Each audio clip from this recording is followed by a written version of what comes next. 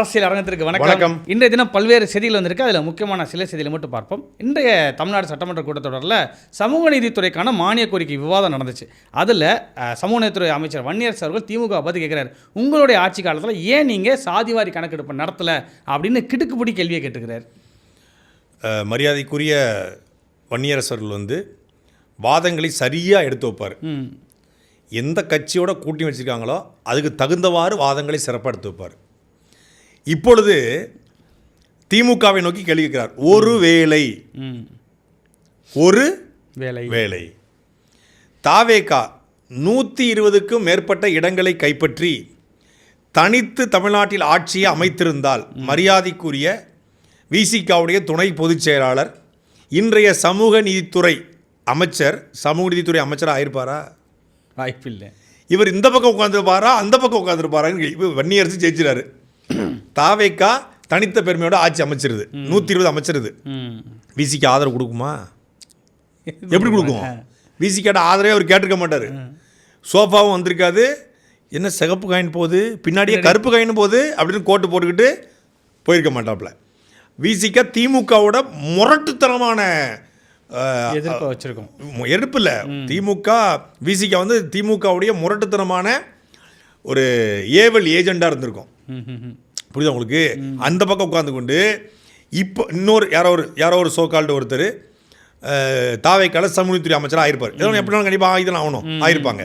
அப்போ அந்த கேள்வியை, அதாவது தாவேக்கா கூட்டணிக்குள்ளே விசிகால் போகாமல் இருந்து விசிகா திமுக பக்கம் இருந்து வன்னியரசு சட்டசபையில் இருந்திருந்தால் சமூக நீதித்துறை அமைச்சர் இதே கேள்வியை சாதிவாரி கணக்கெடுப்பை திமுக எடுத்ததான்னு கேட்டிருந்தா முதல் ஆளாக அவருக்கு பதில் சொல்வது வன்னியரசு தான். இவர் தான் எந்திரிச்சிருப்பார்.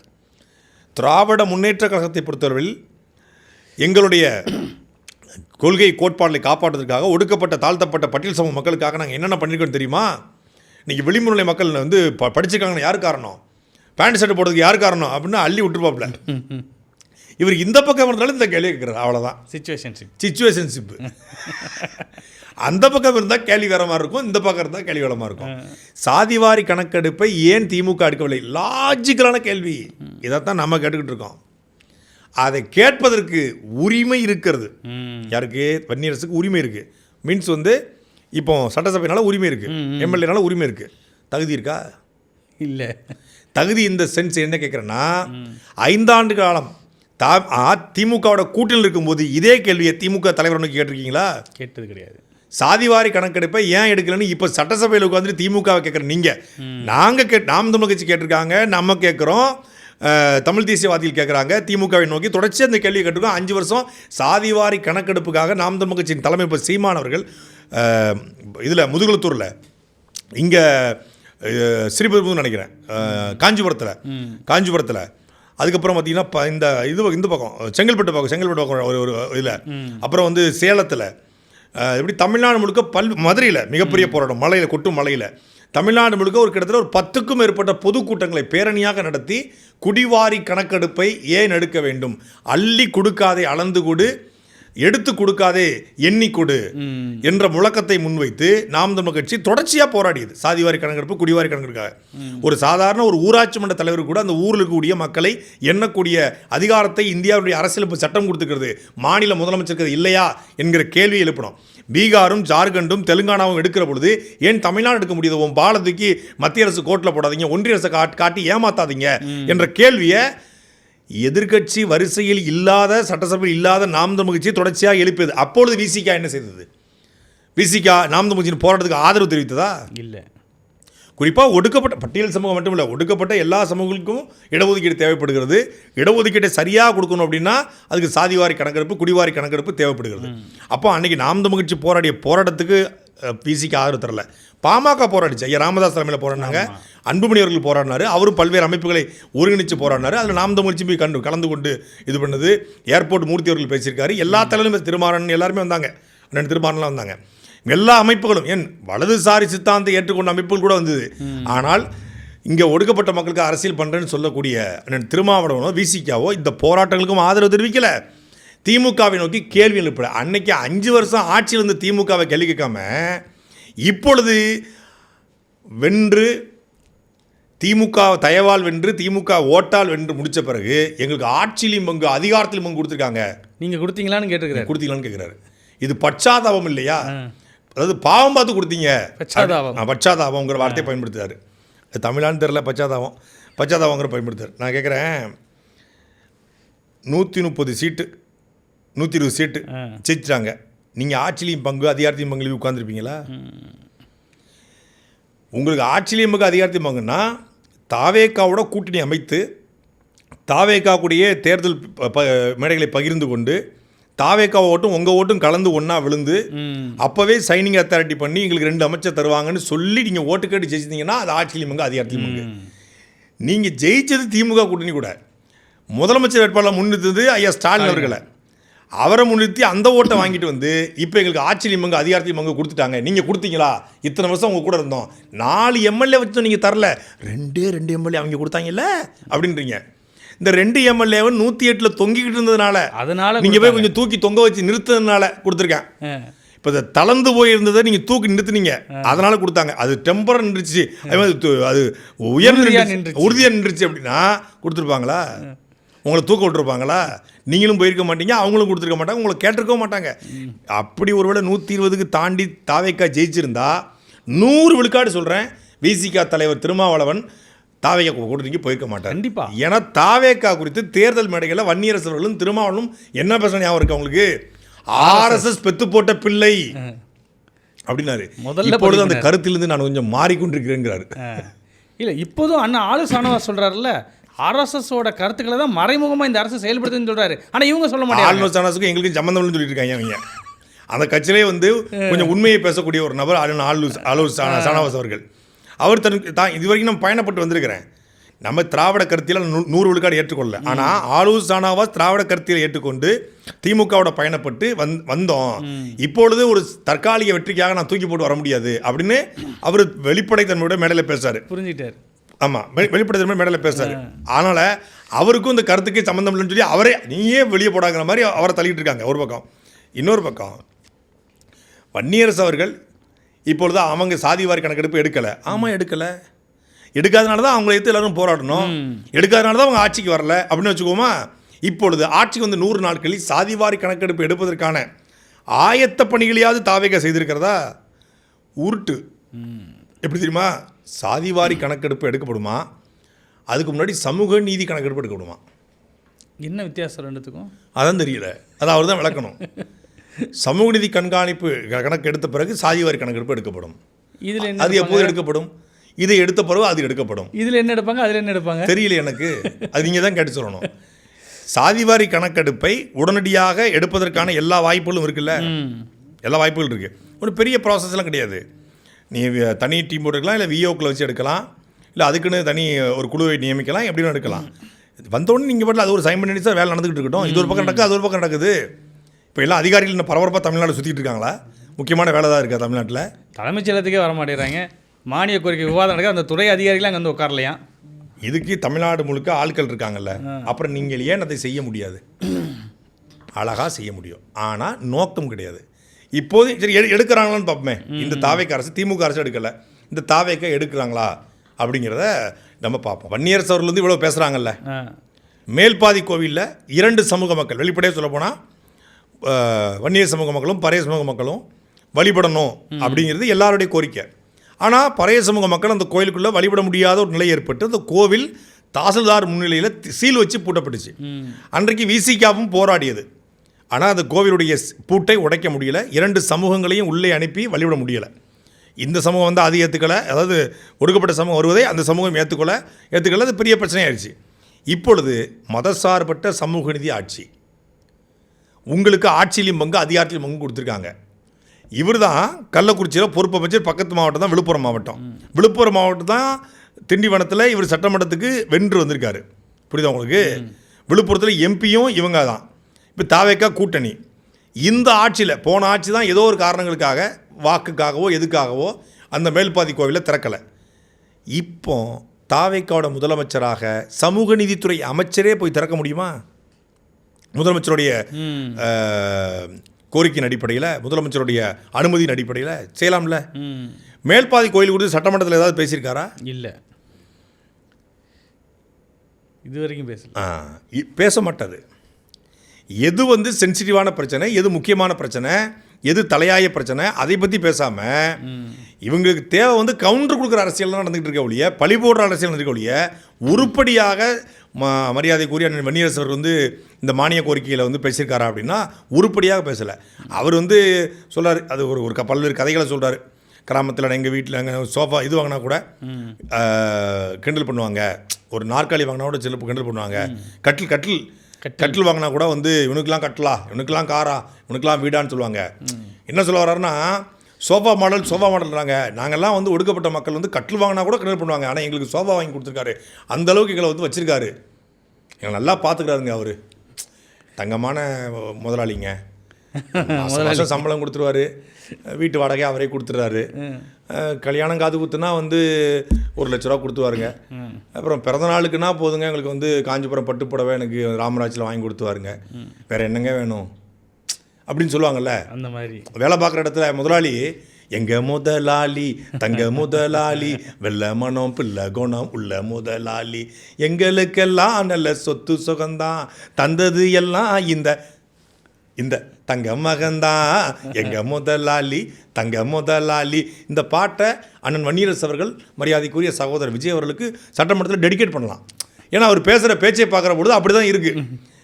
கம்ஃபர்டபுள் இது வந்து முதலாளிக்கும் பொருந்தும். ஒரு வேற சிலர் இருக்காங்க, ஏங்க அவர் என்னை நல்லா பார்த்துக்கிட்டாரு, இதுக்கு மேலே என்ன வேணும் அப்படின்னு சொல்லுவாங்க தெரியுமா. கிரெடிட்ஸ் கொடுக்குறாரு அங்கேருந்து. இப்போ இவங்க நல்லா திமுக நல்லா பார்த்துக்கிட்டாங்க, இப்போ வந்து தாவேக்கா நல்லா பார்த்துக்கிறாங்க. அதுக்கு முன்னாடி அதிமுக நல்லா பார்த்துக்கிட்டாங்க. இப்போ எங்கே போகிறாங்களோ அங்கே வந்து அவங்க கம்ஃபர்டபுளாக இருப்பாங்க. இப்போ இன்றைக்கி அவர் கேட்குற கேள்வி எல்லாம் அவர் ஏற்கனவே இருந்த எதிர்க்கட்சி நோக்கி கேட்டது தான். திமுக இருக்கும்போது அதிமுக நோக்கி கேட்பாங்க, இப்போ திமுக இல்லை திமுகவை நோக்கி கேட்குறாங்க. அவ்வளோதான். ஏன்னா இவரை கேள்வி கேட்டு மடக்குவதற்கு திமுக யாரும் இல்லைங்கிறதான் பிரச்சனைங்க. சட்டசபையில் நீங்கள் கேட்க வேண்டிய கேள்வி என்ன, ஆட்சியிலையும் பங்கு அதிகாரத்தையும் பங்குன்னு சொல்கிறீங்க. 120 இடங்களுக்கு மேலே தாவேக்கா வென்றிருந்தால் இந்த சீட்டு, இந்த அமைச்சர் பதவி உங்களுக்கு கிடைச்சிருக்குமா? நீங்கள் அங்கே இருந்திருப்பீங்களா இங்கே இருந்திருப்பீங்களா? இந்த கேள்வியை கேட்டுக்கணும். கேட்கல. அடுத்தது அமைச்சர் ஆதவ அர்ஜுனா அவர்களுக்கும் வாசுதேவநல்லூர் தொகுதியோட எம்எல்ஏவுக்கும் கடுமையான வார்த்தை மோதல் நடந்துட்டு இருந்துச்சு. அது குறித்த இல்லை, இதனுடைய தொடர்ச்சியாகத்தான் வந்து வாசுதேவநல்லூருடைய சட்டமன்ற உறுப்பினர் ராசா அவர்கள் வந்து எந்திரிச்சு பேசுகிறாரு. இந்த மாதிரி வந்து திமுக வந்து எதுவுமே பண்ணலன்னு சொல்கிறீங்க அப்படின்னு சொல்லிட்டு அவர் திமுக என்ன பண்ணுச்சுன்னு சொல்லும்போது, இன்றைக்கி வந்து பொதுப்பணித்துறை அமைச்சர் இப்படி பேசுகிறாரு, இவர் கடந்த காலங்களில் யாருக்கு பெட்டி தூக்கிட்டு இருந்தார் அப்படின்னு சொன்ன நல்லா இருக்குமான்ட்டாப்ல. பெட்டியை தூக்கிட்டு இருந்தார், தடித்த வார்த்தையை பயன்படுத்தினார் அப்படின்னு ஒரு இதில் போட்டிருந்தாங்க. இதில் புதிய தலைமுறையிலையும் பாலிமர்லையும் நியூஸ் 24/7 நியூஸ் 18 போட்டிருந்தாங்க. ஏன்னா இந்த அவை குறிப்பிலிருந்து நீக்கப்பட்டிருக்கான். நீக்கிட்டாங்க. அவை குறிப்பிலிருந்து நீக்கப்பட்டதை வந்து நம்ம பேசக்கூடாது. ஆனால் சேனலில் வந்திருக்கேன், நியூஸில் வந்து இந்த சேனல் பூரா நடவடிக்கை எடுத்துட்டு அப்புறம் 5வது எங்கிட்ட வாங்க. பாலிமர் 24/7 அப்புறம் புதிய தலைமுறை எல்லாத்தையும் போட்டாங்க மொத்தமாக. அப்போ அதுலேருந்து நான் பார்த்தேன். அவர் டிஎன் அசம்பிளி யூடியூப் சேனல் ஒன்று இருக்குது, அவங்க மேலே முதல்ல தூக்குங்க. அது பள்ளிக்கல்வித்துறை அமைச்சர் கட்டுப்பாட்டில் வருது, செய்தித்துறை கையில் வருது. அவங்க நேராக போட்டாங்க, லைவில் பார்த்தோம். அப்போது இந்த மாதிரி சொல்கிறாரு. உடனே இவர் இருந்துச்சு, கடந்த காலங்களில் நான் என்ன பண்ணிக்கிட்டு இருந்தேன் அப்படின்னு நான் சொல்லட்டுமா? இவர் பெரிய மாணிக் பாட்ஷா, மும்பையில் பெரிய டானாக இருந்து ரகுவரன் அப்படியே எதிர்த்து 5-6 டாகோட தான் அவர் நிற்பார். அவர் நண்பன் வந்து பாட்ஷாவை கொண்டதுனால அந்த பேர் அவருக்கு அடைக்க முடியல, சுமந்துக்கிட்டார். மாணிக்கம் பேர் மாணிக்கம்.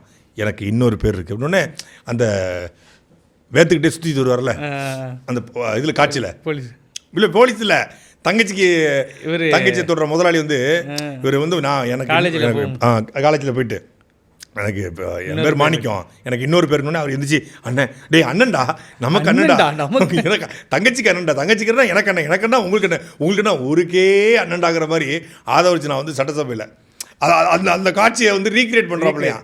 2021 நான் என்ன பண்ணிக்கிட்டு இருந்தேன்னு சொன்னா, என்ன சொல்லுங்க, நான் யாரு அதுதான் நாங்களும் கேட்குறோம். நீ யாரு எதையுமே ஓப்பனாக சொல்ல மாட்டாங்க. ஃபைல் இருக்குன்னு என்ன சொல்ல மாட்டாங்க. நாங்கள் ஃபைலை திறந்தா என் பழைய ஃபைல் அவ்வளோ நார்மா அது கட் பண்ணிட்டு தொடரும் போட்டுருவாங்க. இல்லை திறந்தா என்னையா அது மெட்டி ஒளி சித்தி சீரியல் கூட சீக்கிரம் முடிஞ்சிடும் போல இருக்கு. இவங்க வந்து அதாவது போட்டு கண்டினியூ போட்டு விட்டுறாங்க. தொடரும் எந்த டக்குன்னு இப்படி திரும்பும்போது கண்டினியூ போட்டுறாங்க. இப்போ என்னென்னா நான் வந்து 2021 நான் என்ன பண்ணிக்கிட்டு இருந்தேன், 2020 நான் ஒர்க் பண்ணும்போது அங்கே நான் நிறையா ஒர்க் பண்ணேன். இப்போ நான் சரியாக ஒர்க் பண்ணிட்டு இருக்கேன். அப்படி ஒர்க் தான் பண்ணிட்டு இருக்கீங்க. அதாவது இவர் வந்து அரசியல் பண்ணுறேன் சேவை பண்ணுறேன்னு சொல்ல 2021 திமுகவுடைய கொள்கையும் கோட்பாடும் லட்சியமும் இலக்கும் பிடித்து போய் அங்கே ஒர்க் பண்ணாரு. அங்கே ஒர்க் பண்ணாப்ல. இப்போ இங்கே ஒர்க் பண்ணுறாரு. ஒர்க் பண்ணுறாப்ல ஒர்க் பண்ணிட்டு இருக்காப்லையா. இது சட்டசபையில் பதிவு பண்ணியிருக்காரு.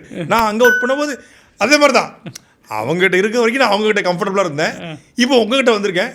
அவங்களும் என்னை பத்திரமா நல்லா வச்சிருந்தாங்க. இப்போ நீங்களும் என்னை வச்சிருக்கீங்க. அடுத்து வேற கம்பெனிக்கு போய்ட்டு இதை சொல்லுவார். 2026 இடையில விசிகா கடை கொஞ்ச நாள் இருந்தாப்ல. ஆமாம், அது ஒரு கொஞ்ச நாள் நோட்டீஸ் பீரியடில் வெளில வந்துட்டார். அதே அவர் தான் எங்கள் முதலாளி தங்க முதலாளி மாதிரி. இங்கே இவர் என்ன பிரச்சனைனா அங்கே அவங்க முதலாளியாக இருப்பாங்க, தொழிலாளியாக இருப்பாங்க. இவர் முதலாளியாகவே இருப்பார். இப்போ திமுகவில் என்ன வேலை பார்த்த சொல்லுங்க நீங்கள். நான் திமுகவுக்கு இந்த வேலை பார்த்து கொடுத்தேங்க, இந்த மாதிரி நான் பண்ணேங்க, அந்த மாதிரி அவங்களும் பண்ணாங்கங்க, இந்த மாதிரி விஷயம்லாம் திமுக பற்றி எனக்கு தெரியுங்க. ஸோ அந்த மாதிரி விஷயம் தெரிஞ்சதுனால நான் இந்த மாதிரி ஆயிடுவங்கிறதுக்காக அவங்க அந்த மாதிரி வெளியே அனுப்பிச்சிட்டாங்க. சரி, எந்த மாதிரி வேறு மாதிரி ஏதாவது ஆயிரக்கூடாது விசிக்காக போனேன். அங்கேயும் அந்த மாதிரி என்ன வேலை பார்த்ததுனால இந்த மாதிரி என்ன வேலை அனுப்பிச்சாங்க. இப்போ நான் அந்த மாதிரி வந்து தாவைக்கால் நிற்கிறேன்னு சொல்லுங்கள். எந்த மாதிரி இருந்தாலும் சொல்லுங்கள். சொல்லணும்ல. எதுவுமே சொல்லாமல் வேறு மாதிரி பேசிக்கிட்டு இருந்தால் அப்போ நான் வேறு மாதிரி பேசுகிற மாதிரி ஆயிரும். 2014 திமுக 40 தொகுதி தோத்த நேரத்தில் நான் வேலை செய்ய வந்தவன். உங்களுடைய முன்னாள் முதலமைச்சர் மு க ஸ்டாலின் அவர்கள் கேட்டு பாருங்க என்னுடைய வேலை எப்படி இருக்குன்னு அவருக்கு தெரியும். 21 என்னுடைய பணி என்ன நீங்க சொல்ல ஆரம்பிச்சுக்கோங்க. அதனால இல்லங்க, நான் இருந்த இடத்தில் யாருக்கும் துரோகம் செஞ்சது கிடையாது. உண்மையாக அண்ணாவுடைய கட்சின்னா பணி செய்ய ஆரம்பிச்சேன். சமூக நீதிக்காக தேர்தல் வேலை செஞ்சவன் நான். அப்ப 2021 திரு மு க ஸ்டாலின் அவர்கள் கேளுங்க, என்னோட பணி என்னன்னு தெரியும்.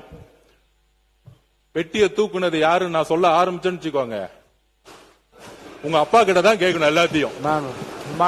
அதனால நீங்க பேசக்கூடிய வார்த்தைகள், இங்க செய்ய சொல்லக்கூடிய வார்த்தைகள் மானிய கோரிக்கை பத்தி பேசணும்னு சொன்னோம். அவர் சொன்னாரு கவர்மெண்ட் பத்தி சொன்னார், எங்க கவர்மெண்ட் பத்தி சொன்னாரு. அது பதில் சொல்லிட்டேன். திருப்பியும் சொல்றேன், 6 வருஷத்துல என்ன நடந்துச்சுன்னு சொல்ல ஆரம்பிச்சோன்னா வேண்டாம், அது உங்களுக்கு நல்லது இல்ல. உறுப்பினர் நீங்க வார்த்தைகள் இந்த வார்த்தைகள் விட வேண்டாம். உறுப்பினர் உட்காருங்க. இந்த வார்த்தைகள் விட வேண்டாம். போதும். உறுப்பினர் நான் பணி செஞ்சு முடிஞ்சது வரைக்கும் அமைச்சர் நான் பணி செஞ்சு முடிக்கிற வரைக்கும் என்னுடைய வேலையை முடிச்சுட்டு அடுத்த வேலைக்கு வந்துட்டேன். அடுத்து இதே ஆதவர்ஜன் அவர்களுக்கு எதிராக அம்மையார் பிரேமலதா அவர்கள் அவங்களுக்கு வந்து என்ன சொல்றாங்கன்னா, ஒரு யூடியூப்ல போட்டிருக்கான், 1 நிமிடம் விஜயகாந்தாக மாறிய பிரேமலதா அப்படின்னு சொல்லி போட்டிருந்தாங்க. டிரான்சிஷன். அவங்க என்ன சொல்லியிருக்காங்கன்னா, சட்டசபையில் எல்லா உறுப்பினர்களும் சரியாக தான் பேசிகிட்டு இருக்காங்க. இவன் ஒருத்தரால் தான் ஒட்டுமொத்தமான சட்டசபைக்கே பிரச்சனை. இவன் வேணாம், நமக்கு வேணவே வேணாம்னே, இவனை உள்ளே விட்டிங்கன்னா நமக்கு பல எதிர் இழக்க வேண்டியிருக்குங்கிற மாதிரி அவங்க பேசியிருக்காங்க. அது பேசுனது முக்கியம் கிடையாது. சபாநாயகர் அதை கேட்டுட்டு நீங்கள் ஒரு சரியான கருத்து சொல்லுவீங்க. இருக்கிறதே பெரிய ஹைலைட்டு சபாநாயகருக்கு வந்து உண்மையில ஒரு கைத்தட்டு. என்னடா முழுசாக கேட்டார், இந்த மாதிரி சட்டசபையில் எல்லா உறுப்பினருக்கும் வாய்ப்பு கொடுக்கணும், எல்லாருடைய வாய்ப்பையும் தட்டி பறிக்கிறது யாருன்னா இந்த ஆதவர்ஜுனா தான். இவர் எந்திரிச்சாலே இங்கே கலவரம் வந்துடுது. இவர் எந்த கேள்வி கேட்டாலும் அவர் ஒரு பதில் சொல்லுவார். அந்த கேள்விக்கான பதிலாக இருக்காது. அது அவர் நான் படிச்சுட்டு வந்துட்டேன். இன்றைக்கி நான் வந்து கஜினி முகமது படையெடுத்தை பற்றி படித்தேன். நீ ராஜராஜ சொல்ல பற்றி கேள்வி கேட்டால் கூட நான் இதைத்தான் எழுதுவேன் அப்படிங்கிற மைண்ட் செட்டில் நீ எந்த கேள்வியும் கேளு, நான் ஏன் பதில சொல்கிறேங்கிற மாதிரி சொல்லிகிட்டு இருக்காரு. இதனால் பெரிய குழப்பம் ஏற்படுது. இவர் வேளாண் சபாநாயகர் கேட்டுட்டு இதை நான் கொஞ்சம் கலந்து ஆலோசிக்கிறேன்னு சரியான அம்மா முழுமையாக நான் கேட்டுக்கிறேம்மா, வந்து ஒரு நல்ல இதை சொல்லியிருக்கீங்க, யோசனை சொல்லியிருக்கீங்கன்றாப்ல. இங்க வெறும் இது சட்டமன்றம் கிடையாது. அதனால அவர் பேசாத வரைக்கும் அமைதியா போகுதுங்க. ஒன்ஸ் அவர் பேசியது போதுமா, தயவு செஞ்சு நீங்க அனுமதி தராதீங்க. எல்லா உறுப்பினருக்கும் வாய்ப்பு தாருங்கள் என்று கேட்டுக்கொண்டு அமர்கிறேன். எல்லாருக்கும் சம வாய்ப்பு. எல்லாருக்கும் இதுவரை இல்லாத அளவிற்கு எல்லாருக்கும் சம வாய்ப்பு கொடுப்பது தான் நான் முயற்சி பண்ணுறேன். அப்படி தான் உங்களுக்கு இப்போ வாய்ப்பு நான் கொடுத்துருக்கேன். பதில் உரையில் நீங்கள் பாருங்கள், நீங்கள் வந்து இந்த பட்டியலில் உங்கள் பேர் இருந்தும் கூட நீங்கள் பேச விரும்பிய காரணம் இதை அனுமதித்திருக்கிறேன். நல்ல கருத்தை சொன்னீர்கள். 10 நாளாக கலவரமாக போயிட்டு இருக்குங்கிறது சொல்லியிருக்காங்க. 10 நாளாக சட்டமன்றம் இப்படி தான் போகுது. இதுக்கு பேர் என்ன? கலவரம்னு நம்ம நினச்சிக்கிட்டு இருக்கோம். இதுக்கு பேர் டேக் டைவர்சன். தாவேக்கா வைத்திருக்கிற ஸ்ட்ராட்டஜிக்கு பேர் டேக் டைவர்சன். நீங்கள் வந்து பார்த்தீங்கன்னா எப்போதெல்லாம் தாவேக்காவுடைய இந்த மானிய கோரிக்கையில் வலுவான கேள்விகளை திமுக தரப்பிலிருந்தோ இல்லை அதிமுக தரப்பிலிருந்தோ இல்லை பாமக தரப்பிலிருந்தோ எதிர்த்தரப்பிலிருந்தோ வைக்கிற பொழுது உடனடியாக ராஜ்மோகன், நிர்மல்குமார், ஆதவர்ஜனா எந்திப்பாங்க. மும்மூர்த்தி எந்திரிச்சு டக்குனு எதையா ஒன்று பேசி ட்ரிகர் பண்ணுறாங்க. ட்ரிகர் பண்ணும்போது வார்த்தை முதல்ல ஏற்படுது. அந்த டாப்பிக்கே மாறி இதை விடுங்க இது நிப்பாட்டுங்க, இதோட நிப்பாட்டுங்க, இதை கடைசியாக கொண்டு வாங்க அப்படின்னு சபாநாயகர் பேசுகிறார். பேசினோடனே அது அப்படியே அது ஸ்டாப் ஆயிடுது. இப்போ வந்து வன்னியரசு ஒரு கேள்வியை கேட்க, இதுக்கு கோவை செழியன் வந்து எல்லாரும் பதில் சொல்ல, டக்குன்னு இவர் இருந்துச்சு நீங்கள் இப்படி பண்ணிங்களான்னு ஆதவர்ஜனா கேட்க, அப்படின்னு அந்த டாப்பிக்கே மாறிடுச்சு. ஸோ டாப்பிக்கை மாற்றி இந்த எப்போதெல்லாம் வந்து இவங்க தரப்பு டேமேஜ் ஆகிற மாதிரி இருக்கோ, தாவேக்கா தரப்பு டேமேஜ் ஆகிற மாதிரி இருக்கோ, அப்போல்லாம் இந்த ஆயுதத்தை கையில் எடுக்கிறாங்க. இந்த 100 நாட்களாகவும் தாவேக்கா அதுதான் கையில் எடுத்திருக்கு. தாவேக்கா கட்சி தொடங்கிய காலத்திலேருந்து டேக் டைவர்சன் பாலிசி தான் கையில் எடுத்திருக்கு. விஜயும் அதுதான் எடுக்கிறாரு. காவிரி போராட்டம் உச்சத்தில் போய்கிட்டு இருக்கோம், விவசாயிகள் போராடுவாங்க, மேகதாது குறித்து அனைத்து கட்சி போராட்டம் நடக்கும். டக்குன்னு என்ன பண்ணுவார், போய் இதில் நிற்பார், எங்கள் 100 அடி பாலத்தில். வேறு ஏதாவது ஒரு சீரியஸான இஷ்யூ தமிழ்நாட்டில் போயிட்டு, லா அண்ட் ஆர்டர் இஷ்யூ போயிட்டு இருக்கும்போது கரூரில் போய் பாதிக்கப்பட்டவங்களுக்கு நிவாரணத்தை கொடுத்து விட்டுட்டு ஒரு டைப் பண்ணிடுவார். கரூரில் பாதிக்கப்பட்டவங்களுக்கு வந்து கொடுக்கூடாதுன்னு சொல்லி உயர்நீதிமன்றத்தில் வழக்கு போட்டோம்னா டக்குன்னு அவர் ஏதாவது ஒன்று கிளப்பிவிடுவார். ஸோ இந்த டேக் டைவர்சன் பாலிசியை வந்து தாவேக்கா கையாளுது அப்படிங்கிறத ஒரு ஸ்ட்ராட்டஜியாக ஃபார்ம் பண்ணுறாங்க. அதான் நீங்கள் சொன்னீங்களே இந்த மும்மூர்த்திகள், இன்றைக்கி அதே தான் ராஜ்மோகன் அவர்கள் எந்திரிச்சு சொல்கிறாரு, அனைத்து சாதியை சேர்ந்தாலும் அர்ச்சகர்களை ஆக்கணும்னு சொல்கிறாங்க, அப்புறம் ஏன் பட்டியலினத்தை சேர்ந்த ஒருத்தரை கூட பள்ளிக்கல்வித்துறையில் அமைச்சராக போடலை அப்படிங்கிற கேள்வி வச்சுக்கிறார். இல்லை, பள்ளிக்கல்வித்துறையில் இது வரைக்கும் வந்து ஒடுக்கப்பட்ட சமூகத்தை சார்ந்தவர்கள் வந்து அமைச்சராக்கப்படலை தான், அதில் மாற்றுக்கருத்தே கிடையாது. ரொம்ப நாளைக்கு அப்புறம் நாம் தமிழ்ச்சி அழுத்தம் கொடுத்த பிறகு, தொடர்ச்சியாக பேசிய பிறகு உயர்கல்வித்துறை அமைச்சர் ஒருத்தரை கடந்த ஆட்சியில் வந்து அமைச்சராக்குனாங்க. ஆனால் இதுக்கு முன்னாடியே தமிழ்நாட்டில் பட்டியல் சமூகத்தை சார்ந்தவர்கள் வந்து அமைச்சர்களாக இருந்திருக்காங்க, அறநிலைத்துறைக்கே அமைச்சராக இருந்துட்டாங்க. அறநிலைத்துறை என்பது ஒரு குறிப்பிட்ட சமூகத்தின் கட்டுப்பாட்டில் கூடிய அந்த துறைக்கு கர்ம வீரர் காமராஜர் காலத்திலேயே இங்கே வந்து பட்டியல் சமூகத்தை சார்ந்தவர்கள் வந்து அமைச்சராக பரமேஸ்வரன் என்பவர் வந்து ஆக்கப்பட்டிருக்கார். அதே சபையில் கூட திரு விஸ்வநாதர் வந்து குறிப்பிட்டு பேசினார் கடந்த ஒரு வாரத்துக்கு முன்னாடி. தமிழ்நாட்டில் பட்டியல் சமூகத்திற்கான பல்வேறு அமைச்சராக இருந்திருக்காங்க. ஆனால் திமுக ஆட்சியில் பள்ளிக்கல்வித்துறைக்கு கொடுக்கப்படலை, ஆதி திராவிடர் தவிர மற்ற அமைச்சர்களாக அவங்க நியமிக்கப்படலை அப்படிங்கிற குற்றச்சாட்டை நாமே பல முறை வச்சுருக்கோம். அது உண்மைதான். ஆனால் இப்போ நம்ம வைக்கிற கேள்வி என்னென்னா, இந்த பட்டியல் சமூகம் என்பதற்காக ராஜ்மோகன் கொடுக்கப்பட்டிருக்கா, இல்லை நல்லா பெர்ஃபார்ம் பண்ணுவார் என்பதற்காக கொடுக்கப்பட்டிருக்கா? நல்ல பெர்ஃபார்மர். எந்த கேள்வி பெர்ஃபார்மர்னா ஸ்பீச் ஸ்டேஜ் பெர்ஃபார்மர், நீங்கள் அது அவர் பெர்ஃபார்மர் தான். கலக்க போகுது யார் அந்த மாதிரி அந்த பெர்ஃபார்மர் சொல்லலை. பார்த்தோம் இந்த காமிஸ்தானில் அவர் பேசின காமெடியெல்லாம், அந்த பெர்ஃபார்மர் ஓகே. பள்ளிக்கல்வித்துறையில் சிறப்பாக செயல்படுவாருங்க, இவர் அறிவார்ந்தவருங்க, மிகப்பெரிய தமிழ் பற்றாளருங்க, தமிழ் புலவருங்க, தமிழ் பண்டிட்டுங்க, தமிழ் மொழியை சிறக்க வைப்பாருங்க, அதுபோல் பள்ளிக்கல்வித்துறையில் மிக சிறப்பாக கொண்டு வருவார், பெரிய இன்டலெக்சுவல், பெரிய அறிவாளி அப்படின்றக்காக கொடுக்கப்பட்டிருக்கா? நீங்கள் தாழ்த்தப்பட்டவன் என்பதற்காக தான் அந்த அமைச்சர் பதவியா அப்படிங்கிற கேள்வியை நம்ம அவர்கிட்ட வைக்க வேண்டிய தேவை இருக்குது. அடுத்ததாக இந்த சவுக்கு சங்கருங்கிற யூடியூபர் நேற்று அவருடைய ஒரு காணொலியில் சொல்கிறாரு, இந்த தூய்மை பணியாளர்களோட போராட்டத்தை கொச்சைப்படுத்த மாதிரி பேசுகிறாரு.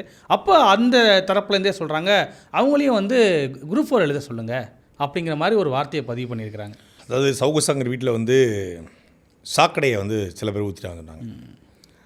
நிறைய பேர் வருத்தப்பட்டாங்க, நானுமே வருத்தப்பட்டு எழுதியிருந்தேன். அதில் வந்து பேசியிருந்தோம், கண்டித்தோம். அதை வந்து சாக்கடையை வந்து ஒரு வீட்டில் ஊற்றுறது ரொம்ப தப்பு. இப்போ நான் சொல்கிறேன், சாக்கடையை சவுக்கு சங்கர் வீட்டில் ஊற்றுறது ரொம்ப தப்பு, அவர் வாயில் ஊற்றிருக்கணும். தூய்மை பணியாளர்கள் என்பவர்கள் இந்த சமூகத்தினுடைய தூய்மை பொறியாளர்கள். அவங்க வந்து இல்லை அப்படின்னா இந்த நாடு நாரி போயிடும். இது வந்து நான் வந்து தமிழ்நாட்டுக்கு மட்டும் சொல்லலை, உலகம் முழுமைக்கும் சொல்கிறேன். உலகம் முழுமைக்கும் இந்த சேவஞ்சஸ் தூய்மை பணியாளர்கள் இல்லைன்னு அப்படின்னா, இதை நம்ம தெளிவாக நம்ம நேற்று கூட பேசியிருந்தோம் நினைக்கிறேன். அவங்க இல்லைன்னா எந்த பணியும் செய்ய முடியாது. இது வெறும் ஒரு தெருவை சுத்தப்படுத்துகிறாங்க, குப்பையை கொண்டு போட்டுறாங்க அப்படிங்கிறது மட்டும் இல்லை. ஒட்டுமொத்தமாக பேரிடர் காலங்களில் மழை, இந்த மாதிரி புயல், இல்லை வெள்ளம், எது வந்தாலும் சரி, ஒட்டுமொத்தமாக மனித சமூகம் பயன்படுத்திய அத்தனை குப்பைகளும் நடுத்தரில் போடப்படும். திருப்பி சென்னையில் வெள்ளம் வந்துச்சு, இப்போ எடுத்துக்காட்டு நீங்கள் சென்னையில் இருக்கீங்க, உங்கள் வீட்டில் வெள்ளம் வந்துருச்சு, நீங்கள் என்ன பண்ணுவீங்க? உங்கள் வீட்டை சுத்தப்படுத்துவீங்க. ஆமாம். உங்கள் வீட்டை சகதியெல்லாம் அள்ளி கொண்டு வெளியே கொட்டுவீங்க. நீங்கள் என்ன கொண்டு போய் எடுத்து கொண்டு போய் அதை அப்படியே கொண்டு போய் செம்மஞ்சேரியில் கொண்டு போய், இல்லை வந்து இது பெரும்பாக்கம் குப்பை கிடங்களை, இல்லைனா வந்து பள்ளிக்கரணை குப்பை கிடங்களை கொட்டுவீங்களா? வண்டி பிடிச்சி கொண்டு வந்து நீங்கள் வீட்டுக்கு வெளியே போட்டுருவீங்க. வீட்டில் இருக்கிற மொத்த கழிவையும் போட்டுருவீங்க. அதை எல்லாத்தையும் எடுத்து கொண்டு போகிறது யார்? தூய்மை பணியாளர்கள். ஏங்க நான் கேட்குறேன், கால்நடைக்கு மருத்துவம் பார்க்கக்கூடியவர்கள், கம்பவுண்டர்ஸு, மாட்டுக்கு ஊசி போடுறவன், சென ஊசி போடுறவன் அரசு வேலை பார்க்குறான்ல, மாட்டுக்கு ஊசி போடுறவன் அரசு வேலை பார்க்குறான். இங்கே வந்து செடி இந்த வேளாண்மை துறையில், கால்நடை வளர்ப்புத்துறை, வேளாண்மை துறை, தோட்டக்கலைத்துறை, தோட்டத்தை விவசாயம் பண்ணுறது அதானே அதோட வேலை. அது வந்து அரசு ஊழியர்கள் அங்கே இருக்காங்கல்ல, வேலை பார்க்குறாங்கல்ல. அப்போ தூய்மை பணி என்பதும் ஒரு முக்கியமான பணி தானே. இந்த தூய்மை பணி அரசு வழியாக இருந்தால் என்ன தப்பு? தோட்டக்கலைத்துறையில் இதுபோல் புதிய செடிகளை கண்டுபிடிப்பது, புதிய விதைகளை கண்டுபிடிப்பது, இதுக்கெல்லாம் வந்து விவசாயம் அது ஒரு முக்கியமான பணி. அதில் அரசு வேலை இருக்குது. கால்நடைத்துறையில் அரசு வேலைகள் இருக்குது. தூய்மை பணி ஒரு அரசு வேலையாக இருந்தால் என்ன தப்பு? அதில் என்ன மிகப்பெரிய இதுனா, சவுக்கு சங்கர் சொல்கிறாரு, இது அரசு வேலையாக வந்துச்சுன்னா நீங்கள் போய் அவன்கிட்ட குப்பையாளன்னு கேட்க முடியுமா? இதே ப்ரைவேட்டாக இருந்தால் கம்ப்ளைண்ட் பண்ணலாம், வேலையை விட்டு தூக்கிடுவோம்மா. நீங்கள் வந்து அரசு வேலை இருக்குன்னா நீ கேள்வி கட்டாமல் பழிச்சிட மாட்டான். அப்போது அரசு ஊழியர்கள்லாம் வந்து மெத்தனமாக இருப்பாங்க. அரசு வேலை பார்த்தா மெத்தனமாக இருப்பாங்க, கேள்வி கேட்க முடியாது, பழி சொல்ல மாட்டாங்க. அதனால் தனியார் கொடுத்துருவோம். இப்போ அரசு மருத்துவமனைகளில் மருத்துவர்கள் வந்து சரியாக வர்றதில்லை அப்படின்னு ஒரு குற்றச்சாட்டு இருக்குது. செவிலியர்கள் பல மருத்துவமனைகள் இல்லை, குற்றச்சாட்டு இருக்குது. கம்பவுண்டர்ஸ் இல்லை, குற்றச்சாட்டு இருக்குது. மொத்த கவர்மெண்ட் ஹாஸ்பிட்டலையும் மூடிட்டு ப்ரைவேட்டு கொடுத்துடலாமா? அரசு பள்ளிக்கூடங்களில் கல்வி தரமாக இல்லை, பாதுகாப்பாக இல்லை, ஆசிரியர் பெருமக்களே அலட்சியமாக வராங்க. பள்ளிக்கூடத்தில் போய் யாராலையும் கேட்க முடியுமா, என் பிள்ளை நல்லா படிக்கலை, என்ன பள்ளி கொடுக்குறீங்க கேட்க முடியுமா? நீங்கள் கவர்மெண்ட் ஸ்கூலில் போயிட்டு ப்ரைவேட் ஸ்கூல்லாம் போய் கேட்கலாம் தானே? ஆமாம். கவர்மெண்ட் ஸ்கூலில் கேட்க முடியுமா? முடியாது. அப்போ எல்லாத்தையும் ப்ரைவேட்டாக மாற்றிடலாமா? அதாவது எவ்வளோ பெரிய ஈனப்பய என்பதற்கு இது ஒரு சான்று. நீ வந்து கவர்மெண்ட்டுக்கு முட்டு கொடுக்கணும்னு முடிவு பண்ணிட்டான். இந்த தாவேக்கு அரசுக்கு முட்டு கொடுக்கணும்னு முடிவு பண்ணியாச்சு. முட்டு கொடுக்கணும்னு முடிவு பண்ணி என்னெல்லாம் பண்ணலாம்? ஒரு மாலதி, ஒரு அரசன் என்பவன் எப்படி உள்ளபடியே மாலதி ஒரு அரசன். யார் இவர்? அரசனா? யார் இவர்? அப்போ ராஜராஜ சோழன் யார்? ராஜேந்திர சோழன் யார்? இவர் அரசன்னா கரியால் பெருவளத்தான் யார்? இவர் அரசன். அப்போ பாண்டி, நெடுஞ்செழியன், சேரன், செங்குட்டுவன்லாம் அவனுக்கெல்லாம் பேர் என்ன? பாரி மன்னனுக்கு பேர் என்ன? இவர் அரசன்னா? மக்களால் தேர்ந்தெடுக்கப்பட்ட ஒரு பிரதிநிதி, மக்களால் தேர்ந்தெடுக்கப்பட்டு வச்ச ஒரு வேலைக்காரன் முதலமைச்சர். அரசனா? ஏன்னா தமிழ்நாடு எழுதி பட்டா போட்டு ஜோசப் விஜய் கொடுக்கப்பட்டிருக்கா? தமிழ்நாட்டுடைய 5.5 கோடி வாக்காளர்களில் 1.25 கோடி ஓட்டு போட்டிருக்கான், 3.5 கோடி பேர் ஓட்டு போடலை. என்னம்போ இவர் வந்து கோபாலபுரத்தில் போய், குளத்தூரில் போய் ஸ்டாலினை நேருக்கு நேரம் நெத்திக்கு சண்டை போட்டு அவரை வீழ்த்தி நாட்டை கைப்பற்றிட்டார். அரசனா யாருங்க? அரசனா ஒரு நாட்டை ஆண்டு கொண்டு யுத்தம் செய்து வீழ்த்துறவன் அரசன், இல்லை போர் செய்து வீழ்த்துறவன் அரசன். அன்னைக்கு கத்தி, அப்புறம் வந்து அது வாளா மாறி, அது வேளா மாறி, அப்புறம் துப்பாக்கியா மாறி, இன்றைக்கி அணுகுண்டா மாறி எப்படி நிற்கிது. அப்படி வீழ்த்தினா சொல்லலாம் அரசன் அதிபன்னு சொல்லலாம். ஈழத்தில் தலைவர் பிரபாகரன் சிங்களவனை ஏற்று சண்டையிட்டு ஒரு நாட்டை கைப்பற்ற அவர் ஈழத்து அரசன், உண்மையிலே அரசன், ஒரு அதிபர். ஆனால் அவர் அப்படி கிளைம் பண்ணிக்கல, தலைவராகவும் கிளைம் பண்ணிக்கல. ஆனால் இவர் ஒரு அரசன் என்றால் உள்ளபடியே அப்படித்தான் சிந்திக்க வேண்டும். மாலதி எப்படி சிந்திக்கணும்? தூய்மை பணியாளர் பூரா தெருவில் போட்டு சிந்திக்கணுமா? தூய்மை பணியாளருக்கு வந்து எது கொடுத்தாலும் பத்தாதான், எது கொடுத்தாலும் பத்தாது. உங்களுக்கு போராடுறதுக்கு ஒரு போராட்டத்தை தேடிக்கிட்டே இருப்பாங்க. இன்றைக்கி இது கொடுத்துட்டா நாளைக்கு இன்னொன்றுக்கு போராடுவாங்க. அரசு வேலை கொடுத்துட்டா அது வேறு எதுக்காக போராடுவாங்க. எம்எல்ஏவுடைய உதவியாளர் கொடுக்குறதே இவங்களுக்கு கொடுக்கணுமா? எம்எல்ஏ உதவியாளர்னா பெரிய நான் கேட்குறேன், எம்எல்ஏவோட உதவியாளருக்கு கொடுப்பதை தூய்மை பணியாளர் கொடுக்குமா? தூய்மை பணியாளர் பண்ணுற வேலையை எம்எல்ஏ உதவியாளர் பண்ணுறாரா? இது என்ன மாதிரியான வாதத்தை பாருங்க. அப்போ எவ்வளவு தப்பான ஒருத்தன் ஒரு சமூகத்தில் உட்காந்துக்கிட்டு சமூகத்தினுடைய மிகப்பெரிய அங்கமாக தங்களுடைய காலில் முழுக்க புண்ணு, கை முழுக்க ஆசிட் பட்டு புண்ணாக இருக்குது. தூய்மை பணியாளர் போராட்டத்தை போய் பார்த்தேன், அவ்வளவு மோசமாக இருந்துச்சு.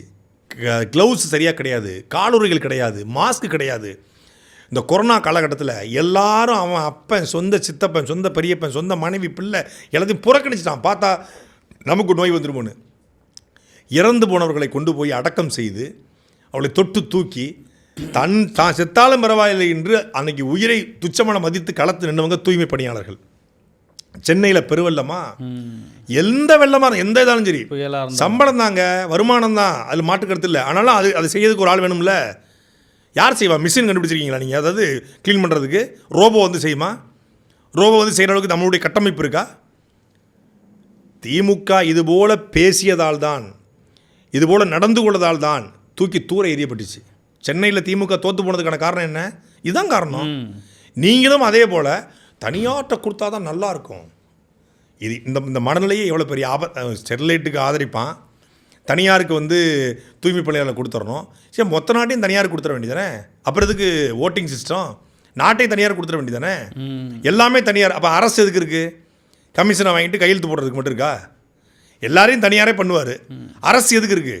யூடியூப் வாடகை வாயில கொடுத்து சவுக்கு சங்கரை வச்சு பேச வச்சு, அரசன் அவர் ரொம்ப நல்லவர் மாலதி, அவர் இயல்பிலே தங்கமான ஒரு மாலதி, ரொம்ப நல்லவரான், ரொம்ப நல்லவர் தான். கரூரில் 41 பேர் சேர்ந்த முன்னே ஓடி போனார். ஊதிய ஒரு கேட்குறதுக்கு குரூப் 4 எழுதணுமா அவங்களாம்? நீ என்ன எழுதிட்டு உட்காந்துருக்க? அதுதான் நாட்டில் கஞ்சா குடிக்கெல்லாம் வந்து அரசியல் பேச ஆரம்பித்தா அப்படி தான் இருக்கும். இவங்களோட யோக்கியதெல்லாம் பொதுவெளியில் பேசுறதுக்கு நான் கூசுறேன். அருவருப்பாக இருக்குது. சமூகத்தில் விளிம்பு நிலையில் ஒடுக்கப்பட்ட சாதாரண மக்களை பற்றி நாக்கூசாமல் நீ வந்து குரூப் 4 எழுதிட்டு வந்து பேசிட்டி. அப்படின்னா டிஎன்பிசியில் சேரணும். அந்த பையன் சொல்கிறான், அந்த குழந்தை தொழிலாளி சொல்கிறான், டிஎன்பிசி எழுதிட்டு வரணும். செருப்பை கழட்டி அடிக்கிறதுக்கு ஆள் இல்லாமல் வந்து பேசிகிட்டு இருக்காங்க. வேற ஒன்றும் இல்லை.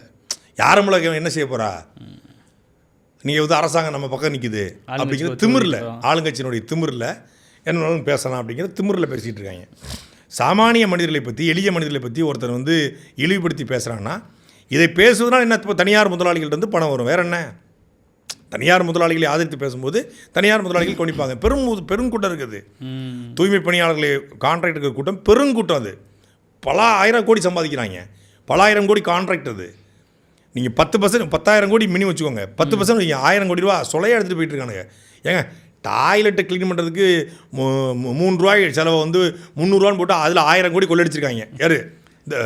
இந்த தனியார் முதலாளிகள் கடந்த ஆட்சியில் பேசியிருக்கிறோம். டாய்லெட்டில் கொள்ள. அப்போ அவன்லாம் வந்து கவனிக்க மாட்டானா? அப்படி நல்லா பேசுங்க. எனக்கு கவர்மெண்ட் வேலை ஆயிடக்கூடாது. ஏன்னா கவர்மெண்ட் வீட்டில் அவங்க ஒரு சங்கம் வைப்பாங்க, அவங்களுக்கு பாதுகாப்புக்கான எல்லாம் செஞ்சாகணும். அடிப்படை ஊதியம் கேட்பாங்க, அடிப்படை வேலை நேரம் கேட்பாங்க. நீ அதிகாலை 3 மணிக்கு வா, அதிகாலை 3 மணிக்கு நீங்கள் சென்னைக்கு போங்க. அதிகாலை 3 மணிக்கு நீங்கள் போகிற மவுண்ட் ரோடு, அண்ணா சாலை சுத்தபத்தமாக இருக்குது, சென்னை மெரினா சாலை சுத்தமாக இருக்குன்னா 3 மணிக்கு வந்து கூட்டுறான். நம்ம வீட்டு பெண்கள் கூட 5 மணி 6 மணி 7 மணிக்கு எந்திப்பாங்க. இன்றைக்கி பல வீட்டில் கூட்டுறதே கிடையாது. அது ரோபோ ஒன்று வாங்கி வச்சுருக்காங்க தரையோட சுற்றுறதுக்கு. அதை விட்டுட்டு உட்காந்துக்கிறாங்க. அதுக்கு இருக்குன்னு சுற்றி வந்துக்கிட்டு இருக்குது. கூட்டுறதுக்கும் பெருக்கிட்டு அதுவே தொடச்சி அதுவே மாவு போட்டு எல்லாம் பண்ணி வச்சிருது. அந்தளவுக்கு சோம்பேறி ஆகிட்டாங்க இன்றைக்கி. ஆனால் அவங்க 3 மணி 4 மணிக்கு வந்து தூய்மை பணியாளர் கூட்டிகிட்டு உட்காந்துருக்காங்க, பெருக்கிட்டு உட்காந்துருக்காங்க. சென்னை சுத்தபத்தமாக இருக்குன்னா அவங்க தான் காரணம். சென்னை மட்டும் சொல்லலை, உலகம் முழுமைக்கும் எல்லா நாடுகளும். நாம் தூங்கி கொண்டிருப்போம். நாம் தூங்கும்போது நாம் போட்ட குப்பைகளை ஒருத்தன் புறக்கிக்கிட்டு இருக்கான். அவனுக்கு அரசு வேலை கொடுத்தா என்ன தப்பா? அவனை விட அங்கே வேறு ஏதாவது அரசு வேலை யாராவது ஆள் கொடுக்கணுமா? ஒரு அலுவலகத்தில் 10 மணி தான் வருவார் விஏஓ, 10 மணி தான் தாசில்தார், 10 மணி தான் வருவார் கலெக்டர், தலைமைச் செயலகத்துக்கு 10 மணி தான் எல்லாரும் ஆட்டிகிட்டு வருவான். 9 மணி தான் வருவார் தமிழ்நாடு முதலமைச்சர். அவன் வரதுக்கு முன்னாடி எங்கள் டாய்லெட்டை சுத்தப்படுத்தி நீ வந்து பாத்ரூம் போயிட்டு ஒழுங்காக போவியா? நல்லா ஆட்டி விட்டு வந்துடுவேன், தண்ணியும் ஊற்ற மாட்டேன். அதை போய் ஒருத்தர் துடைக்கிறான்ல, பாத்ரூமில் போயிட்டு எச்சி ஊற்றி போய்ப்பேன், மூக்கு சிந்தி போடுவேன், பாக்க போடுவேன், கண்டதி போடுவேன், சோரள்ளி எங்கிட்டு போடுவேன், முருங்கை திண்டு அங்கிட்டு போடுவேன். அந்த வாஷ் பேசனை கழுவி, அந்த டாய்லெட்டை கழுவி, நீ ஆட்டி விட்ட எல்லாத்தையும் தொடச்சி எடுத்து கண்ட கருமத்தையும் தொடச்சி எல்லாத்தையும் பண்ணுறான்ல. அவனுக்கு அரசு வேலை கொடுத்தா, அவனுக்கு சம்பளம் கொடுத்தா என்ன கேடு வருது? கொடுக்க வேண்டியதானே? அதுக்கப்புறம் அவங்க என்ன கோரிக்கை வச்சுருவாங்க? மாதம் 2 லட்சம் சம்பளம் கேட்க போகிறாங்களா? இது எம்எல்ஏவுடைய உதவியாளர் வந்து ஒரு வருடம் இந்த பிரசவ விடுப்பில் போல எங்களுக்கு பிரசவ விடுப்பு கூட கொடுக்க முடியாமல் குழந்தைய தூக்கிக்கிட்டே உங்களுக்கு கூட்டணுமாடா? குழந்தைய தூக்கிக்கிட்டே கூட்டணுமோ? குழந்தைய வைத்து அடிப்படை தேவை தானங்க. இவெல்லாம் கம்யூனிசம் சொல்கிறான். இவன் கம்யூனிஸ்டான். இவன் யார்? சவுக்கு சங்கர் கம்யூனிஸ்டான். கம்யூனிச கோட்பாடு என்ன? உழைப்பவனுடைய உழைப்பு வேர்வை காய்வதற்குள் அவனுக்கான கூலியை கொடுத்துருன்னு சொல்லுது மார்க்கம், இஸ்லாமிய மார்க்கம். ஒருத்தன் உழைச்சி அவனுடைய வியர்வை காய்வு கூலியை கொடுத்துரு. உலகத்தில் 8 மணி நேர போராட்டத்துக்கான போராட்டம் போடி லட்சக்கணக்கான பேர் அதுக்கு போராடி பல நூற்றுக்கணக்கான பேர் உயிரிழந்து 8 ஹவர்ஸ் டியூட்டி வந்திருக்கு. அதை தூய்மை பணியாளருக்கும் பொருந்துமா பொருந்தாதா? கண்டிப்பா தொழிலாளி தானே அவன், எல்லாரும் தொழிலாளி அவன் முதலாளியா? எப்பா இதெல்லாம் வந்து இந்த சமூகத்தில் இது பேசப்படுதுங்கிறது எனக்கு உண்மையிலே ஒரு கோபமாகவும் ஆதங்கமாகவும் இருக்குது. இந்த மாதிரிலாம் ஒருத்தர் பேச முடியுது சமூகத்தில், விளிம்பு நிலை மனிதர்களை ஏளனப்படுத்தி. அப்படின்னா டிஎன்பிசி எழுதி வர வேண்டியதானே? அதான் வாடகை வாய்கள் யாரை பற்றியும் கவலைப்படாமல் பேசும் என்பதற்கு இது ஒரு எடுத்துக்காட்டு, அவ்வளோதான். அடுத்து ராணிப்பேட்டையில் வந்து நம்ம நாம் தமிழ்ச்சியோட பிரமுகர் ஒருத்தர் குபேந்திரன், அவர் வந்து விசிகா பிரமுகர்களால் தாக்கப்பட்டிருந்தார். இப்போது தாக்குனவங்களை விட்டுட்டு தாக்கப்பட்டவரை கைது பண்ணி காவல்துறை துடிச்சிட்டு இருக்கு அப்படிங்கிற செய்தி வருது. எப்போவுமே இந்த தாவேக்கா விசிகா இல்லை அதிகார வர்க்கத்துடைய இந்த கும்பல் மீது நாம் ஒரு புகார் கொடுத்தா கவுண்டர் கம்ப்ளைண்ட்டாக அவன் நம்ம மேலே ஒரு புகார் கொடுத்துருவான். காவல்துறை எப்போவுமே அதிகார வர்க்கத்துடைய அவங்க பக்கம் தான் நிற்கும் என்பது தான் இந்த ஒரு சான்று. அந்த புகார் எடுக்கிறார். அவர் வந்து தாவேக்காவுடைய விசிகாவுடைய தலைவர் திருமாவளவனை நோக்கி சில கேள்விகள் எழுப்புறாரு, அரசியல் விமர்சனம் பொது வெளியில் போட்டிருக்காரு. அதை போட்டதற்கு அழைப்பு எடுத்து அவரை வர சொல்லி 10 பேர் சேர்ந்து அவரை தாக்கியிருக்காங்க. ஒருத்தர் காணொலி வெளியிட்டிருக்காருன்னா அதுக்கு நீங்கள் பதிலாக காணொலி வெளியிடுங்க, அது ஏதாவது தவறு இருக்குன்னா நீங்கள் புகார் அளிங்க, அது நீதிமன்றத்தை சந்திக்க போகிறாரு. அவரை வந்து தாக்கியிருக்காங்க. இன்னொன்று அவரும் அதே பட்டியல் சமூகத்தை சார்ந்த நாம் தமிழ் கட்சியை சார்ந்த ஒரு நபர் குபேந்திரன் அவர்கள், ஒரு ஒன்றிய பொறுப்பாளர். அவரை அடித்தது மட்டும் இல்லாமல் அவர் மருத்துவமனையில் ரத்த காய்ச்சல் சேர்ந்திருக்காரு. காவல்துறை தான் கொண்டு போய் மருத்துவமனையில் சேர்க்குது. சேர்த்த காவல்துறையே மீண்டும் அவர் மீது வழக்கு பதிவு பண்ணி அவரை கைது பண்ண பார்க்குது. சரி, அவரை கைது பண்ணுறீங்க, அவர் கொடுத்த புகாரில் மற்றவங்களை கைது பண்ணுவீங்களா? காவல்துறை ஒரு ஒருதலை பட்சமாக நடந்து கொள்கிறது. அப்போ இதில் விசிகா தாவேக்கா எல்லாம் இணைந்து நாம் தமிழ் கட்சியை சார்ந்த நபர் என்பதனாலேயே அவரை வந்து எப்படியாவது கைது செய்யணும்னு துடிக்கிறாங்க. அப்படி கைது செய்தால் நீதிமன்றத்தில் நிச்சயமாக தாவேக்கா அரசும் காவல்துறையும் இந்த விசிகாவை சார்ந்தவர்களும் நிச்சயமாக பதில் சொல்லணும். நீதிமன்றம் தான் ஒரே தீர்வு நமக்கு.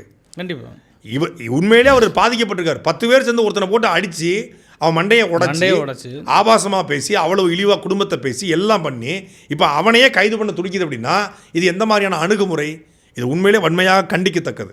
அடுத்ததா ஒரு ரீல் ஒன்று பார்த்தேன். அதில் ஒரு பொண்ணு என்ன பேசுகிறாங்க அப்படின்னா, 100 நாள் தான் ஆகுது விஜய் அவர்கள் ஆட்சிக்கு வந்து, உடனே கஜானாவை நிரப்ப முடியாது, அதனால் தன்னுடைய சொத்தை விற்று மகளிருக்கெல்லாம் 1000 ரூபா பணம் கொடுக்குறாரு, அவரை போய் தப்பாக பேசுகிறாங்க. வாங்கினது யாரு? மகளிர் 1000 ரூபா விற்றது விஜய், சொத்தை வாங்கினது சொத்தை. எந்த ஊர் டாக்குமெண்ட் போட்டாங்களா? எவ்வளோ பணம் வந்துச்சான் அதில்? வள்ளுவர், வள்ளலார், வைகுந்தர், காமராஜர், முத்துராமலிங்க தேவர், மூக்கியா தேவர், ஜீவா, சிங்காரவேலர் எல்லாரும் மொத்தமாக வந்து விஜய் தப்பானவர், விஜய் தன் சொத்தை வித்தெல்லாம் அரசியல் செய்யவில்லை, எந்த ஒரு அரசியல் கட்சி தலைவராக இருந்தாலும் சரி, எந்த ஒரு முதலமைச்சராக இருந்தாலும் சரி, அவர் மக்கள் பணத்தோடைய வரியை வச்சு தான் அரசியல் பண்ணுவார்னு சொன்னால் கூட கேட்க மாட்டாங்க. நம்ம சொன்னால் கேட்டுருவாங்களா? காமராஜரே வந்து சொன்னால் கூட உங்களுக்கு தெரியாது, நீங்கள் கம்முன்னு இருக்கம்பாங்க. முத்துராமலிங்கத்தையே வந்து பேசினா கூட நீங்கள் அமைதியாக இருக்கீங்க ப்ரோன்றுவாங்க. புரியுதா உங்களுக்கு? இல்லை வைகுந்தர், வள்ளலாரே வந்து இப்போ வந்து அவங்களுக்கு கருத்து சொன்னால் கூட உங்களுக்கு தெரியாது, நீங்களாம் எங்கள் விஜயனா மாதிரி பண்ணுவீங்களா? டான்ஸ் ஆட முடியுமா? அவர் எவ்வளோ பெரிய வீட்டை விட்டுட்டு எளிமையாக உட்காந்து தலைமைச் செயலகத்தில் உட்காந்துருக்காரு. வெறும் 5.5 கோடிக்கு தான் ஆஃபீஸை வந்து இன்டர்வியூ பண்ணுறாரு. அதை கூட பண்ணக்கூடாதா? 5.5 கோடி ரூபா அரசு பணத்தை எடுத்து தான் உட்கார்ற சீட்டுக்கு, ஏன் எங்கள் சீட்டு வந்து 5.5 கோடி ரூபா சீட்டில் மட்டும் தான் உட்காருமா? இன்டர்வியூ பண்ணால் மட்டும் தான் உட்காருமா? அப்படி உட்கார்ற ஒருத்தர் மக்கள் பணம், மக்களோட வரி பணம் இன்னும் நம்பிக்கிட்டு இருக்காங்க பாருங்க. எனக்கு இவங்களே எப்படி நம்புறாங்கன்னா வடநாட்டுக்காரங்க எப்படி நம்புறாங்க, எனக்கு அதை நினச்சா தான் ரொம்ப பயமாக இருக்குது. இவங்களே இதை நம்புகிறாங்கன்னா, ஏன்னா இது முற்போக்கு மாநிலம், இது வந்து தமிழ் என்று இனம் உண்டு, தனித்தேவருக்கு ஒரு குணம் உண்டு அப்படின்னு இருக்கிற மாநிலம் இது. சுயமரியாதை, தன்மானம், அரசியல், மொழி, இனம், பண்பாடு, கலாச்சாரம்னு பார்க்குற மாநிலம், அறிவார்ந்த மாநிலம், லிட்ரஸி ரேட் அதிகமாக இருக்க மாநிலம்ன்றாங்க. இந்த மாநிலத்திலேயே ஒரு மாநில முதலமைச்சர் சொந்த காசெல்லாம் செலவு பண்ணுறதுக்கு அனுமதி கிடையாது, அப்படி பண்ண முடியாது. ஓகே, இவங்க நினச்சிட்டு இருக்காங்க இந்த தமிழ்நாடு அரசினுடைய அக்கௌண்ட்டுங்கிறது ஒரு வங்கி கணக்கு போல இருக்குது. அங்கே இல்லைன்னா இங்கேருந்து எடுத்து செல்ஃப் ட்ரான்ஸ்ஃபர் பண்ணிக்கலாம். அக்கௌண்ட் கூகுள் பேல கொண்டு போய் முதலமைச்சர் அதை போட்டிருப்பாரு. இல்லை வீட்டிலேருந்து பெட்டி தூக்கிறது தமிழ்நாடு தலைமைச்சத்தை வச்சு அருண்ராஜ் உங்களுக்கு இப்போ எதனா ஹாஸ்பிட்டல் கட்ட போகிறீங்க, இந்தாங்க காசு. முத்துப்படத்தில் ஒரு ரஜினின்னு நினச்சிட்டாங்க. அப்புறம் வாங்க டிகே பிரபு மைண்ட்ஸுக்கு இருந்தாங்க ஒரு 1000 கோடி. அப்புறம் உங்களுக்கு என்னங்க நான் வந்து பள்ளிக்கல்வித்துறை இந்த செக்கு கஜினி படத்தில் சூர்யா செக் வச்சு போகிறல சட்டப்பைக்குள்ள அது மாதிரி செக் எடுத்து எழுதி நீங்கள் வச்சுக்கோங்க அப்படின்னு சொல்லி தன் காசை பூரா எடுத்து கொடுத்துட்டு இருக்காரு அப்படின்னு இந்த மூதவிகள் நம்பிக்கிட்டு இருக்கு. அப்படின்னா வடநாட்டுக்காரங்க எப்படி நம்புவாங்க எனக்கு தெரியலையே. அங்கதான் மாசம் 5 கோடி ஒதுக்குறாங்களா, 5 கோடி ஒதுக்குறாங்களா, 6.5 கோடி அந்த ரீல்ஸ் போடுறதுக்கு. எனக்கு அதான் ரொம்ப பதட்டமாகவும் பயமாகவும் இருக்கு. ஏன்னா இவங்களே இப்படி நம்புறாங்க அப்படின்னா இதில் பெரும்பான்மை கூட்டங்க. இது ஒரு ஆளாக நீங்கள் வீடியோ எடுத்து போட்டிருக்காங்க. இது மாதிரி தமிழ்நாடு முழுக்க பல தற்கொலைகள் இருக்காங்க. இவங்களே எப்படின்னா அவங்க எப்படின்னு தெரியலையே. அவங்களுக்கு ஒன்றுமே தெரியாது. அவன் எது சொன்னாலும் நம்பிடுவான். அவன் மோடி பாட்டை படத்தை காட்டி இந்த பக்கம் ராகுல் காந்தியை காட்டி இந்த பக்கம் வந்து அந்த மொட்டை பாசம் ஒத்துருப்பாப்ல ஊப்பியில் யோகி ஆதித்யநாத் அவரை காட்டி 3 பேரை கட்டி நோ சின்ன பொண்ணு வேணாமாமா பெரிய பொண்ணு வேணாமாமா அதுக்கு ஒரு ஹிந்தி பாட்டு ஒன்று இருக்குங்க. இந்த பாட்டோட ஹிந்தி வெர்ஷன் ஒன்று இருக்கு. அதை போட்டுட்டு कितना कया काया काया कितना कया काया काया कितना कया काया काया ये काया काया कितना कया काया कायाன்னு இந்த பாட்டை போடுறாங்க. என்னடா சின்ன பொண்ணு இந்த பாட்டுலன்னா அங்கே அது வேற பாட்டு போல இருக்கு. சத்தனை பையன் சாயா போயா அப்படின்றாங்க. ஐயோ இவங்க ஏதோ பண்ண போகிறாங்கன்னு நான் முடிவு பண்ணிட்டேன். ஏதோ பண்ண போகிறாங்க முடிச்சுக்கிட்டு இருக்காங்க, முடிச்சிருவாங்க. அதை பற்றி நீங்கள் கவலைப்படாதீங்க. பல்வேறு செய்திகள் எங்கேயும் நேபாளத்தை தப்பிச்சு போகும்போது அங்கே வெள்ளமா. சரி ஸ்பெயின் பக்கம் போனோம்னா உருகி ஊற்றுதுன்றாங்க. ஷூவை காலை வைக்க முடியாது, கால் ஒட்டிக்குன்றாங்க. அமெரிக்கா பக்கம் போனோம்னா வந்து பெரிய விசா ப்ராசஸ் பெரிய ப்ராசஸ்ன்றாங்க. 1 இயர் ஆகுன்றாங்க. ஸ்ரீலங்காவுக்கு நம்மளை விட மாட்டாங்க. இப்போ எங்கே போகுதுன்னு தெரியல, மாட்டிக்கிட்டோம். பல்வேறு செய்திகள் குறித்து பேசணும். மீண்டும் நாளை அரசியல் கைலாசா தான் போகணும் போல இருக்கு. சாட்டை எடுத்து நாட்டை திருத்து